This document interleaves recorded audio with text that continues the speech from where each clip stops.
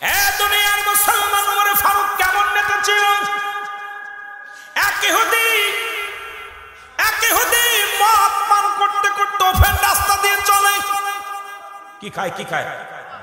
মদ খাইতে খাইতে রাস্তা দিয়ে চলে। হঠাৎ ওমর ফারুক রাস্তার মধ্যে আগমন। হযরত ওমরকে দেখে থরথর করে কাঁপন শুরু করে দিছে। আল্লাহ আজকে নিস্তার নাই, কারণ খাত্তাবের বেটা উমরের সামনে যদি মদ খাওয়া দেখি আজকে আমার নিশ্চিত গর্দান চলে যাবে। উনি ডাকতে বলে, আবার আল্লাহ, এই মদের বোতল যদি দুধের বোতল হয়ে যায়, কথা দিলাম জীবনে আর কোনোদিন মদের পেয়ালা হাতে নিব না। ইসলাম প্রচার করেছিল কেমন একটা কথা বলতে যায় অনেক কথা চলে আসছে সাহাবীর জীবনী নিয়ে। হযরত ওমর ফারুক রাদিয়াল্লাহু তাআলা, আমার ভাইরা, আমার বন্ধুরা, ভাই ইহুদি তুমি কি খাও? কি খাও? উনি জামান নিচে লুকায় ফেলেছে মদের বোতল। এই ওটা কি? হুজুর এটা দুধের বোতল। কিসের বোতল? কথা কয় না করে, এটা জোরে কয় না করে। কিসের বোতল? দুধের বোতল। বলে ফেলেছে দুধের বোতল। এখন তো দেখি দি আমার কাছে দেখাও দেখি। থরথর করে কাঁপা শুরু করতো, জানে এটা মদের বোতল। কিসের বোতল? মদের বোতল। আর কোচ আল্লাহ গো আজকে বাঁচাও, আজকে আমার রক্ষা নাই, এটা তো মদের বোতল, মরেছি। আল্লাহ আজকের মতো বাঁচাও, জীবনে আর কোনোদিন যদি জীবনে আর মদ খালে দেবো না, হাতে ধরবো না। মদের বোতল দিয়া কয় হাতে নবীজি ইরা হযরত উমরের হাতে দিছে। মদের বোতলটা হযরত উমর ফারুক হাতের মধ্যে নিয়ে এইভাবে ঢালতেছে। দেখি কি ঢালছে, দেখে আল্লাহর কি কুদরতি, মদের বোতল পুরো দুধের বোতল হয়ে গেছে। জোরে বলা যাবে না সুবহানাল্লাহ? আর একটু জোরে বলেন না। এই ওদের থাপ্পার করে কাঁপে আর বলি, আমিরুল মুমিনিন হযরত ওমর ফারুক, আল্লাহর কসম করে বলি, যারাতে আমার জান, যারাতে আমার প্রাণ, আমি সেই সত্যার কসম করে বলি, যে ব্যক্তিকে আমি আল্লাহকে ডাক দিয়ে ভয়ে, যার ভয়ে আমি বলেছিলাম আল্লাহ তুমি আমার মদের বোতলটাকে দুধের বোতল বানায় দাও, যে খোদা আমার এইটুকু ভয় তাকওয়া করার কারণে, আল্লাহকে এতটুকু ভয় করার কারণে যে আল্লাহ মদের বোতলটাকে দুধের বোতল বানায় দিতে পারে, আর 1 মিনিট নয় 2 মিনিট নয়, আমাকে আপনি কালেমা পড়ায় মুসলমান বানায় দেন, আমি আর জীবনে কোনোদিন মদের বোতল হাতে নিব না, জীবনে কোনোদিন আর মদ পান করব না, জীবনে আর কোনোদিন আমি অন্যায় করব না, জীবনে আর কোনোদিন আমি অমুসলিম থাকবো না। আজ থেকে আমি ইসলামের মধ্যে ঢুকতে চাই, আজ থেকে আমি মুসলমান হয়ে যেতে চাই, আজ থেকে আমার দ্বারাই কোনো অন্যায় হবে না, আমার দ্বারাই কারোর ক্ষতি হবে না, আমার দ্বারাই কোনো মাদক সেবন হবে না। আমিরুল মুমিনিন, আপনি ওই সত্য কালেমার মালা আমারে পড়াইয়া মুসলমান বানায়া দেন। লা ইলাহা মুহাম্মাদুর রাসূলুল্লাহ সাল্লাল্লাহু। আবার নেতা ছিল কেমন নেতা? সুবহানাল্লাহ বলেন না। শুধু এটা নয়, হযরত ওমর ফারুক যখন খলিফা হলেন, কি হলেন? খলিফা হলেন। উনি মানুষের বাড়ি বাড়ি ঘুরে ঘুরে দেখতেন। আমাদের মতো নেতা না। আমার গ্রামে যদি ইউনিয়ন চেয়ারম্যান হয়, মেম্বার হয়, ওরে ভাই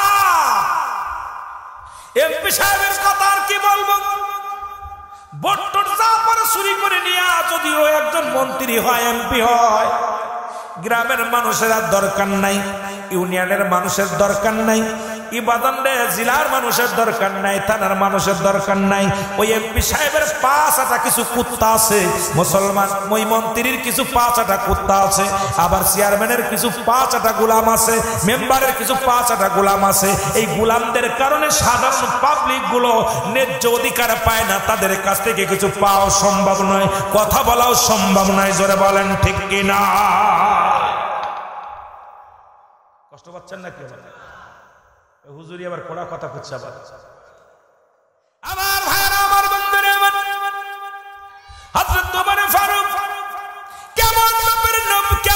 কেমন নবর একজন রাষ্ট্রপ্রধান ছিলেন।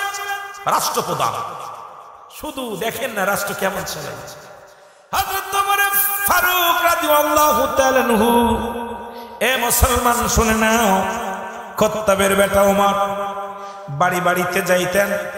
কোন বাড়ি কি অবস্থা আছেন, প্রতিবেশীর হক আল্লাহ যারা ব্যবহার করছে কোরআনের মধ্যে, প্রতিবেশীর হকের কথা বলতে যাইয়া আজকে ইউনিয়ন চেয়ারম্যান, মেম্বার, ও মুসলমান এমপি মন্ত্রীরা শুনে নাও, তুমি আল্লাহর দরবারে কি জবাব দিবা?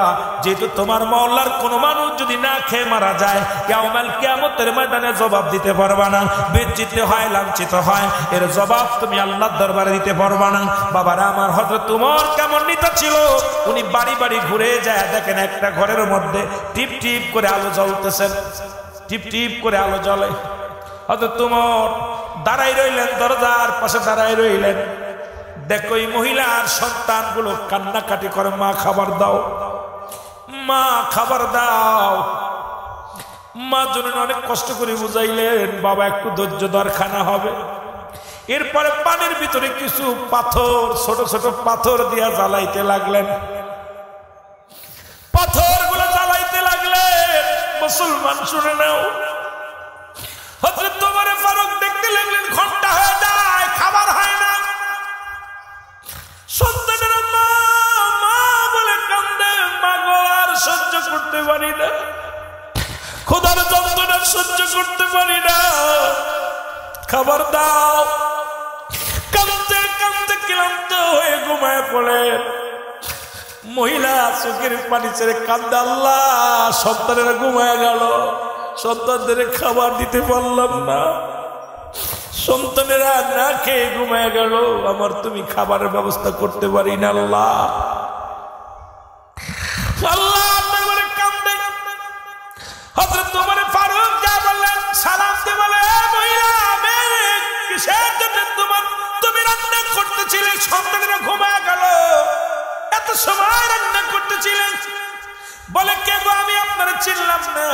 বলে, তোমার চিনা লাগবে না, কয়েক কটা দিন ঘরের মধ্যে কোনো চাউল নাই, খাবার ব্যবস্থা নাই, সন্তানেরা শুধু খিদার যন্ত্রণায় কান্দে, সন্তানেরা মা মা বলে চিৎকার মারে, ঘরের মধ্যে কোনো খাবারের ব্যবস্থা নাই। সন্তানদের বোঝানোর জন্য পাতিলের মধ্যে কিছু পাথর দিয়া পানি ফুটাইতেছিলাম, আর বলতেছিলাম সন্তানের এই খানা হয়ে গেল, রান্না হয়ে গেলে খাবার দিব। সন্তানেরা কাঁদতেছিল, তাদের কান্না সহ্য করতে পারি না, তাদের কান্না। আমি মা ওই সন্তানের চোখের পানি সহ্য করতে পারি না, তাদেরকে বুঝ দিয়েছি, হুজুর এই খানার মধ্যে শুধু পাথর আর পানি জ্বালাইতেছিল। হযরত ওমর কয়, মা গো একটু ধৈর্য ধরো, আমি আসতেছি আসতেছি। দৌড়ায়া চলে গেলেন। দৌড়ায়া যাইয়া আসলামকে ডাকতে বলে, মুসলমান শুনে নাও, বাইতুল মালের চাবি খোল, তাড়াতাড়ি তালা খোল।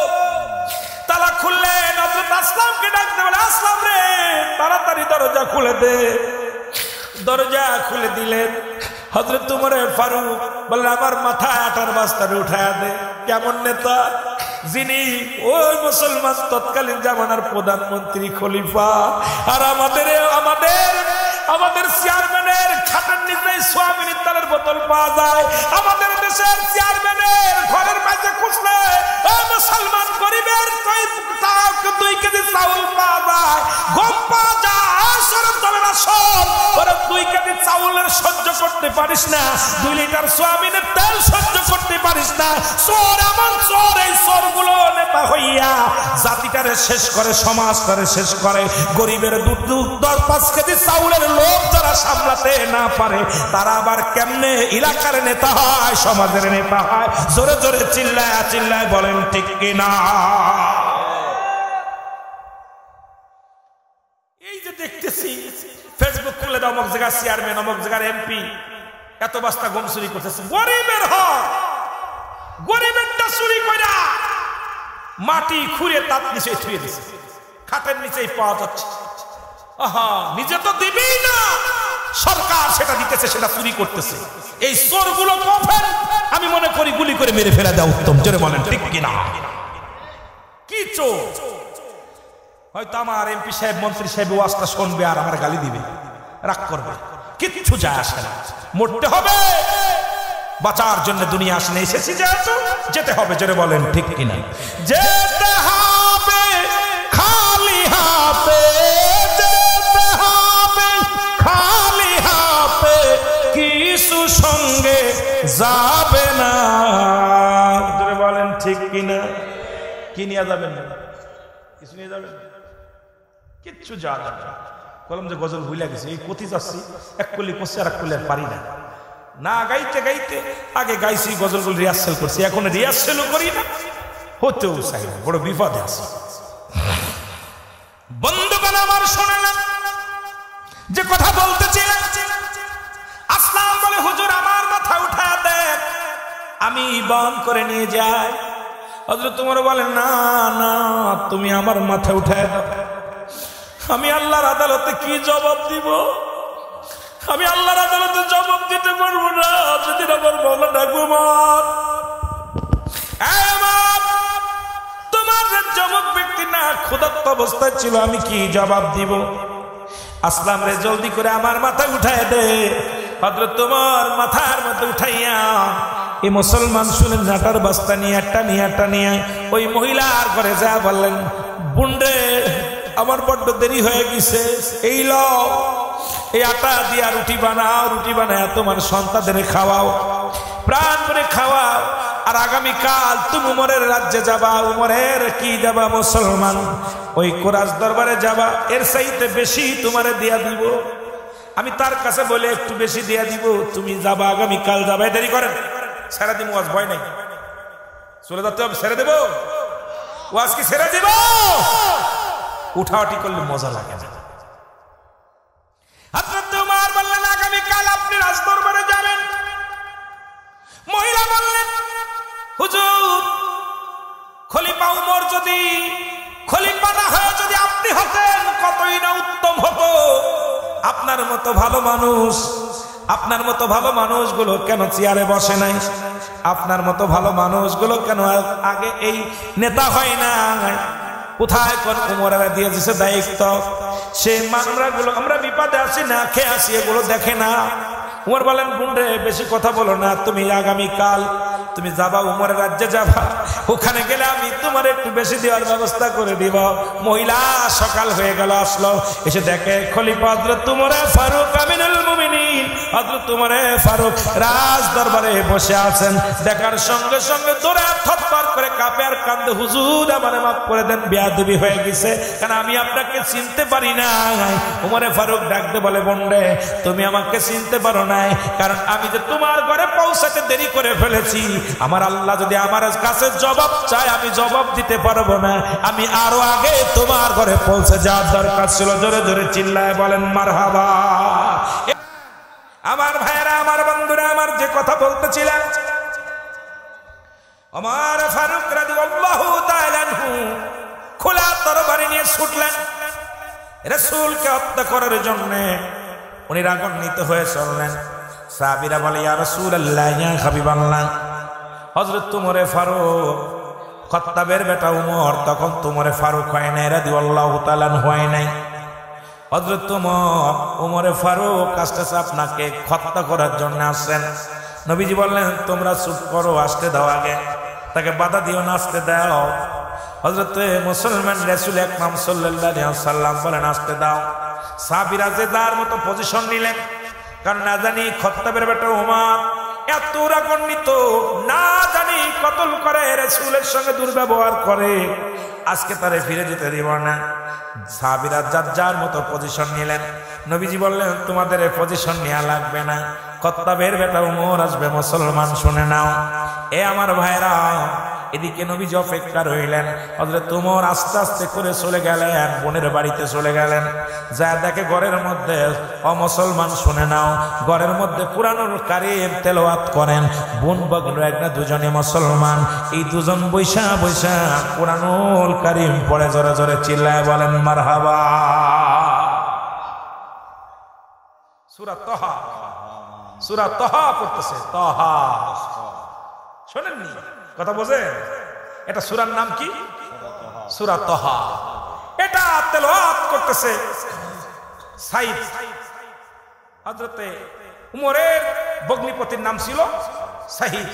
এই সাইদ এবং তার ভগ্নি ফাতিমা, বোন হলো ফাতিমা আর ভগ্নি হলো সাইদ, দুজন কোরআন পড়তেছে। কোরআনের কি জাদু, কোরআনের মধ্যে কি জাদু আছে!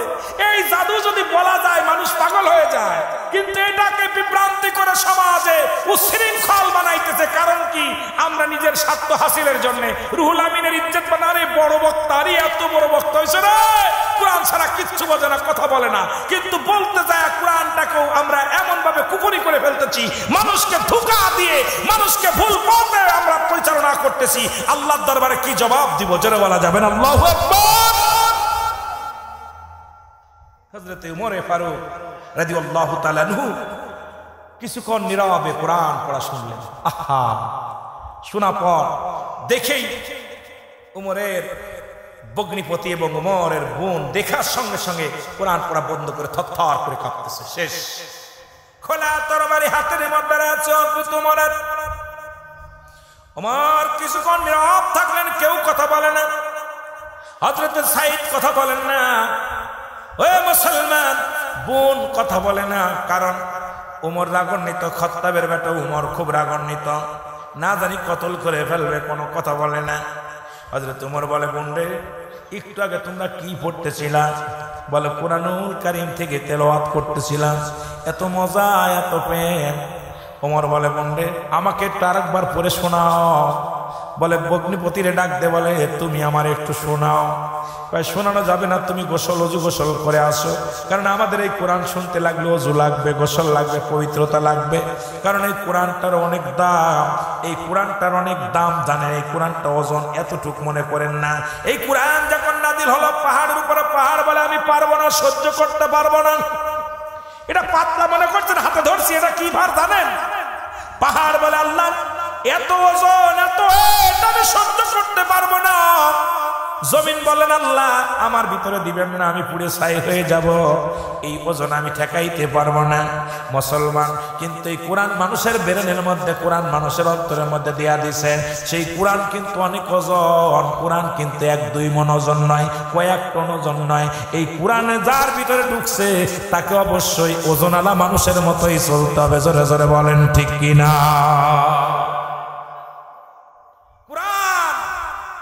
সেই কোরআনের প্রতি আমাদের শ্রদ্ধা, ভালোবাসা উঠে গেছে, কিন্তু মনে করি হালকা জিনিস, হাতের মজলিস, কিন্তু এটার কত ওজন। আমার ভাইরা, আমার বন্ধুরা, আমার যে কথা বলতেছিলেন, হযরত ওমর ফারুক গোসল করে আসলেন, ওযু করলেন, এবার সূরা তাহা পাঠ করলেন। পাঠ করার পর এ মুসলমান শোনো, উনি চলে গেলেন। কোরআনের আয়াত শুনে হযরত ওমর পাগল হয়ে গেলেন। গুটি গুটি পায়ে তরবারি, তখন হাতের মধ্যে তরবারি আছে। এই তরবারিটা নিয়ে হযরত ওমর ফারুক চলে গেলেন রাসূলুল্লাহর কদমের মধ্যে। আমার নবীর কাছে যা পরে দাঁড়ায় আছে, আমার নবীজি মুসলমান শুনে নেন, নবীজির সামনে খোলা তরবারি নিয়ে গেছেন। সাহাবীরা চিন্তা করে নবীজি হুকুম দিলেই আজকে শেষ করে দিব, কিন্তু ওমর কোনো কথা বলে না। আমার নবীজি ওমরের কলার চেপে ধরলেন। আল্লাহু আকবার বলেন না? এইরকম কলারটা চেপে ধরলেন। বলে, ওমর রে, তুমি কিসের জন্য আসছো আমার সামনে খোলা তরবারি নিয়ে? ওমর থরথর করে কেঁপে তরবারিটা পড়ে গেছে।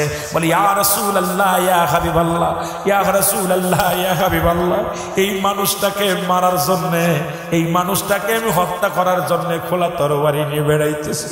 ইয়া রাসূলুল্লাহ, আপনার মুখের দিকে তাকাইলাম, আমি জীবনে এত নূরের মানুষ জীবনে কোনোদিন দেখি নাই রে।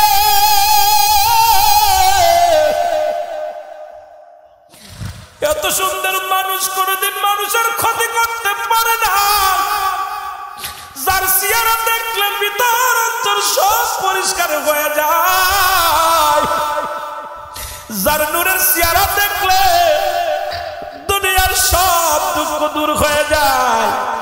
এই মানুষটা কোনদিন কারোর ক্ষতি করতে পারে না। ইয়া রাসূলুল্লাহ, আমি আর একটা সেকেন্ড, একটা মিনিট আমি আর মুসলিম থাকতে চাই না, আপনি আমাকে কালেমা পড়ায় দেন, লা ইলাহা ইল্লাল্লাহু মুহাম্মাদুর রাসূলুল্লাহ। একটু মহব্বতের সঙ্গে দুরূদ শরীফ পড়েন আল্লাহুম্মা।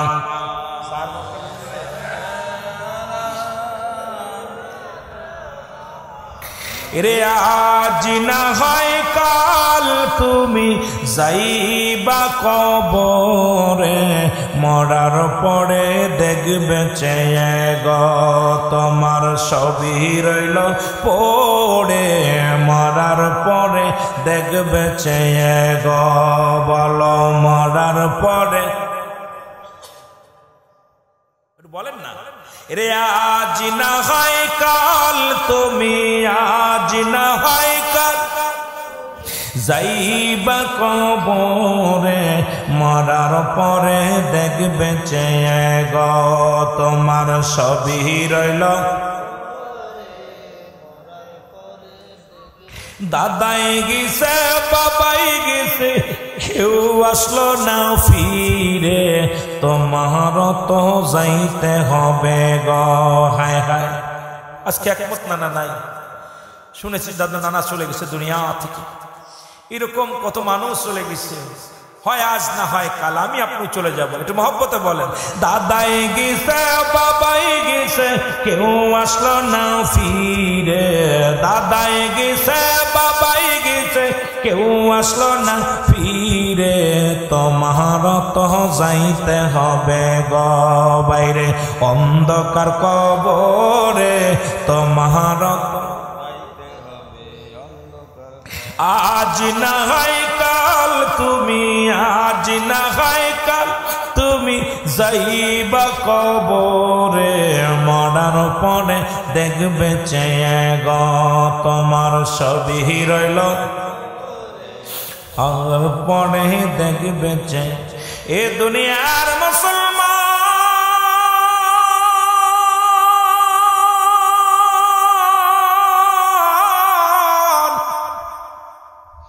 হযরত ওমর ফারুক কালেমা পড়ে যখন মুসলমান হয়ে গেছে গো,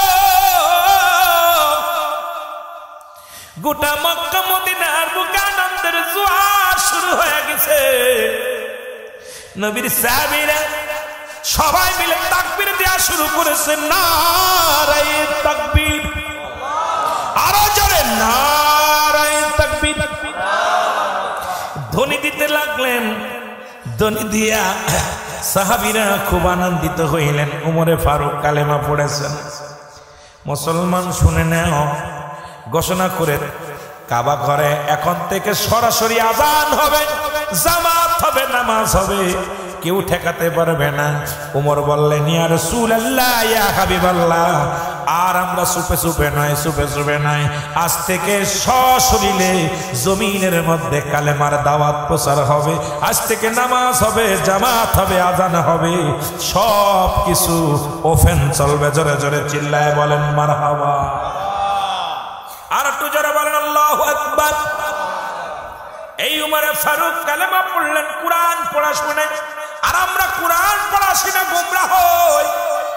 কোরআন পড়া শুনে হযরত উমরে ফারুক, হে মুসলমান শুনে নাও, পৃথিবীর মধ্যে আল্লাহ রাসূলের প্রেমে পাগল হয়ে গেলেন, আর নবীকে এত ভালোবাসতেন। একবার জমি সংক্রান্ত নিয়ে, একটা জমি জমা নিয়ে ও মুসলমান একটা ঝামেলা হলো এক ইহুদি এবং মুসলমানদের মধ্যে। কথাটা ভালো করে বুঝে নেবেন।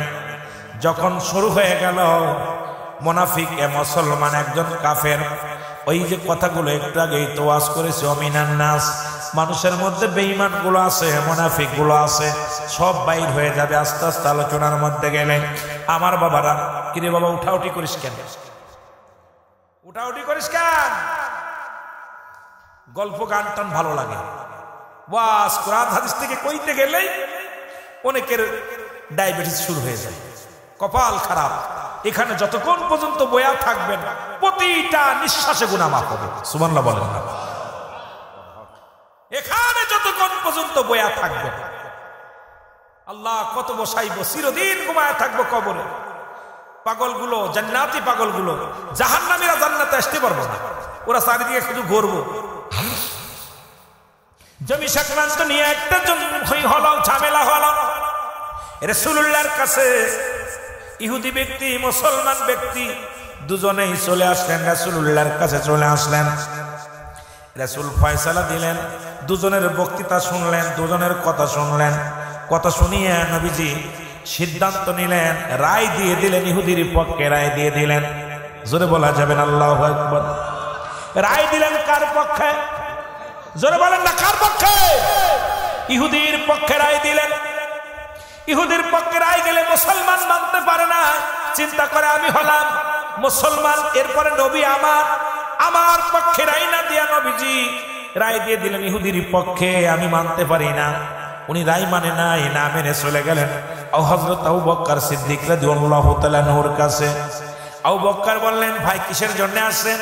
রাসূলুল্লাহর কাছে গিয়েছিলাম একটা বিচারের জন্য, নবীজি রায় দিয়েছে ইহুদির পক্ষে, সুতরাং আপনার কাছে আমি আসি। রাসূলুল্লাহর রায় আমার পছন্দ হয় নাই, বিচার আমার পছন্দ হয় নাই, আপনি বিচার করেন। যেহেতু আপনার কাছে আমি জানি, ভাই আবু বকর রে আপনার কাছে আসি, যেহেতু আপনি নবীর চাইতে 6 মাসের বড়। কয় মাসের বড়? কার চাইতে? নবীর চাইতে 6 মাসের বড়। কয় মাসের? 6 মাসের বড়।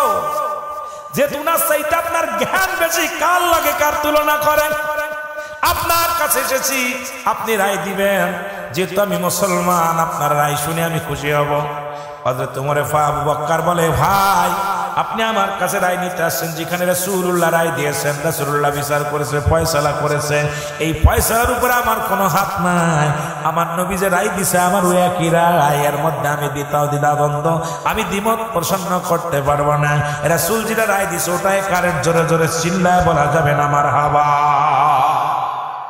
নবীরে কত শ্রদ্ধা করতো, মানত। উনার ওটাও পছন্দ হলো না, উনি বলে না মানি না। ইহুদি বলে, তোমার মুসলমান ভাই, তোমার নবী রায় দিছে, তুমি মানলা না। হযরত আবু বকরের কাছে আসলে তিনি রায় দিল, মানলা না। এখন তুমি কি বলতে চাও? বলো চলো আর একটা জায়গা আমি যেতে চাই। বলে কোথায়? কয় চলো হযরত ওমরের কাছে। সুবহানাল্লাহ বলেন না। কার কাছে? কার কাছে? চলো বলেন না, কার কাছে? হযরত ওমর ফারুক রাদিয়াল্লাহু তাআলা আনহুর কাছে চলো যায়। উনি বললেন, বলা পর বললেন চলো যাই। হযরত ওমরের কাছে আসলেন। হযরত ওমর রাদিয়াল্লাহু তাআলা আনহু বসে আছেন।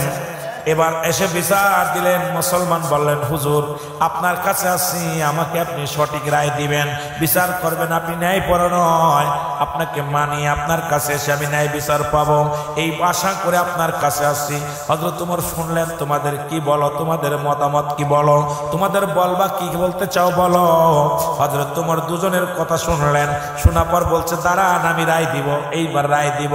রায়টা দিবে হযরত ওমর ঘরের ভিতরে যা খোলা তরবারি নিয়ে আসলেন। আল্লাহু আকবার বলেন না। খোলা তরবারি নিয়ে ওই মুনাফিক মুসলমানটাকে এক কবে গর্দান থেকে মাথাটা তার জমিনের মধ্যে ফেলাইয়া দিছে। বলে, যিনি রাসূলুল্লাহর রায় মানে না, যিনি আবু বকর রায় মানে না, আমার কাছে তার রায় হলো দুনিয়া থেকে বিদায়। কারণ আমার রায়, আমার বিচার হলো, আমার বিচার হলো দুনিয়ার জমিনে বাঁচার কোনো একটার তার নাই। জোরে বলেন না মারহাবা। আর একটু জোরে বলা যাবে না আল্লাহু আকবার। যিনি রাসূলুল্লাহর রায় মানতে পারে নাই, যিনি হযরত আবু বকর রায় মানতে পারে নাই, এই মুনাফিকের বেঁচে থাকার কোনো একটার নাই। আমার রায় হলো খোলা তরবারি দিয়ে কবে তাকে দুনিয়া থেকে চিরবিদায়। মক্কার জমিনে, মদিনার জমিনে রব উঠে গেল। হযরত ওমর মুসলমান হত্যা করেছে, মুসলমান হত্যা করেছে, দাড়িওয়ালা হত্যা করেছে, কুরআনওয়ালাকে হত্যা করেছে। বিপদ না? মুসলমান মুসলমানকে হত্যা করেছে। ভেজাল কথা বলেন না কেন? বড় অন্যায় না? মুসলমানরা মুসলমানদের হত্যা করেছে, দাড়িওয়ালাকে হত্যা করেছে, টুপিওয়ালাকে হত্যা করেছে। আমার নবীর কাছে বিচার চলে আসলো, হুজুর আপনার হযরত ওমর ফারুক মুসলমানদের হত্যা করেছে, সে দাড়িওয়ালাকে হত্যা করেছে। আমার নবী বিচার করবে, ওমরকে ডাকা হলো। আমার আল্লাহ পাক জিবরিলকে ডাকতে বলে, জিবরিল রে, আমার হাবিব রে জানায় আমার হাবিব জন উমরের বিরুদ্ধে কোনো ডিসিশন না নেয়, কারণ হযরত উমর কোনো মুসলমানকে হত্যা করে নাই, হযরত উমর কোনো ঈমানদারকে হত্যা করে নাই, হযরত উমর হত্যা করেছে পৃথিবীর মুসলমানদের মধ্যে সবচেয়ে মুনাফিককে। জোরে জোরে চিল্লায়া বলা যাবে না আল্লাহু আকবার।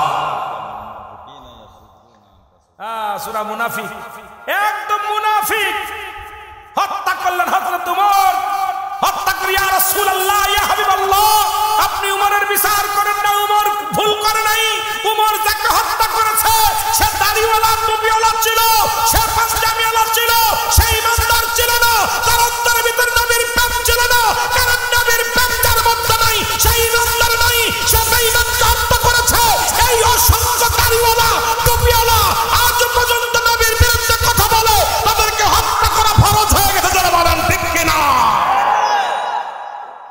অসংখ্য দাড়িওয়ালা টুপিওয়ালা পাগড়িওয়ালা নবীকে মানতে পারে আল্লাহওয়ালা কাফের। আমি রুহুল আমিন সিদ্দিকের ফতোয়া হলো, এই দুনিয়ার মধ্যে যারা নবীকে বাদ দিয়ে আল্লাহকে পাইতে চায়, আমি রুহুল আমিনের ফতোয়া হলো এরা আল্লাহওয়ালা কাফের, আল্লাহওয়ালা কাফের। আর এই কাফেরদের পিছনে নামাজ পড়বেন না। এই আল্লাহওয়ালা কাফের গুলো কুরআন মানে, হাদিস মানে, কিয়াস মানে আমার নবী মানতে পারে নাই। আর নবী যারা মানতে পারে নাই এদের পিছনে নামাজ হবে না। নবী যারা মানতে পারে নাই তাদের সঙ্গে কোনো আপোষ নাই। নবী যারা মানতে পারে নাই এই মুনাফিকদের সাথে কোনো সম্পর্ক নাই। নবী যারা মানতে পারে নাই এদের সঙ্গে কোনো ভালোবাসা নাই। নবী যারা মানতে পারে নাই এই মুনাফিকদের সঙ্গে আমাদের কোনো বন্ধুত্ব নাই, ভালোবাসা নাই, কোনো আত্মীয় স্বজন কেউ নাই। তারা মুনাফিক, তারা মুনাফিক, তারা মুনাফিক। যারা বলেন ঠিক কিনা?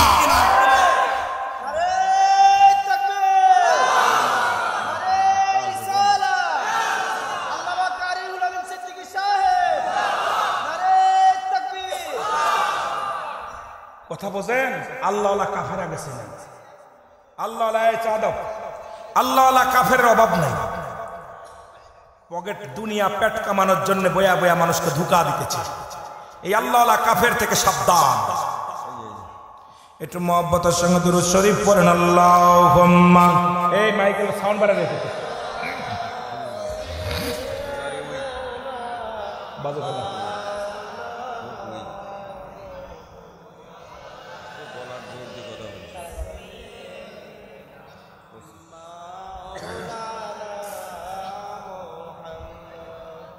কষ্ট হচ্ছে আপনাদের? আপনারা কাফের শুনছেন, আল্লাহওয়ালা কাফের দেখছেন? আজকে থেকে চিনার সম্ভব অভাব। একদম নবীকে বাদ দিয়ে যারা আল্লাহকে পাইতে চায়, ডাইরেক্ট নবী টবি লাগবে না। বাবা ব্যতীত যারা সন্তান চায়, যারা সন্তান, যারা কোন ঠিক কিনা? বৈধ না অবৈধ? এক কিছু অবৈধ মৌলবী আছে, তারা আল্লাহ নবীরে চায় না, নবী বাদ দিয়ে আল্লাহকে চায়। তারা নবী কয় নবী টবি লাগবে না। আল্লাহ পাগল, এরা আল্লাহওয়ালা কাফের। এরা কি কাফের? আল্লাহওয়ালা কাফের। এই আল্লাহওয়ালা কাফের গুলো আমাদের চেনার দরকার। আগে জাতি সমাজ শেষ করে দিচ্ছে এরা। এদের ফতোয়ার চোটে টিকা যাচ্ছে না। মানুষ মারা গেলে দোয়া করবে না, এর মানুষকে খাওয়ানো যাবে না, এরপরে জিয়ারত করা যাবে না, এরপরে নিয়ত করা লাগবে না। শুনছি নিয়ত বাংলা আরবি নিয়ত করা লাগে না। আরে এই ব্যাকল কোন কিতাবে নিয়ত, নিয়ত ছাড়া কোনো কাজ নেই। সব কাজের নিয়ত লাগবে। ইন্নামা আমালু বিন্নিয়াত। সমস্ত কিছু সিনার খবর, মনের খবর রাখে কে? বলে নিয়ত টিয়ত লাগবে না। এরে কিটারে কইতাম রে রে, কই নিয়ত টিয়ত নাই। ও নিয়ত যদি না করে, ওর বউ বিয়ে করছে কোন নিয়তে বিয়ে করছে? ওই মানুষের কাছে দেওয়ার জন্য নাই, ছেলে মেয়ে নেওয়ার জন্য নাই, সংসার করার জন্য। ওটাও তো নিয়ত লাগছে। যেরকম ঠিক কিনা? চাকরি করে কিসের জন্য? ওটা একটা নিয়ত করছে না যে চাকরি করবো, টাকা পাবো, চাল কিনবো, খামু, ছেলে মেয়ে বাঁচাবো। ওটার মধ্যে নিয়ত রয়েছে না? কথা কয় না? কয় নিয়ত টিয়ত কিছু নাই। হলো কি রে, মরিছি তো। হলো কি এগুলো? এই যন্ত্রণায় জর্জরিত মুসলমানদেরকে শেষ করার অধিকার আপনার নাই। এই কিছু এই সমস্ত আলেম থেকে সতর্ক, সাবধান থাকবেন। চলছে ধর্ম নিয়া বাড়াবাড়ি, চলছে ধর্ম নিয়া বাড়াবাড়ি, ইমান আগুনের বাজারে। থাইকো হুঁশিয়ারে মুমিন, থাইকো হুঁশিয়ারে। উম্মত হবে ৭৩ দল, ৭২ দল যাবে রসাতল। বলছে নবীগণে, আয় হায় বলছে নবীগণে, বর্তমানে বাতিল ফেরকা দেশটা গেছে ভরে। ঠিক কিনা, ঠিক কিনা? বাতিল ফেরকায় দেশটা গেছে ভরে। অনেক আলোচনা, 12টা বাজতে চললো, আর আগাবো না। একটা কথা, এক সাহাবীর কথা বলতে যাই আর এরকম অসংখ্য কথা বাইর হয়ে যাবে।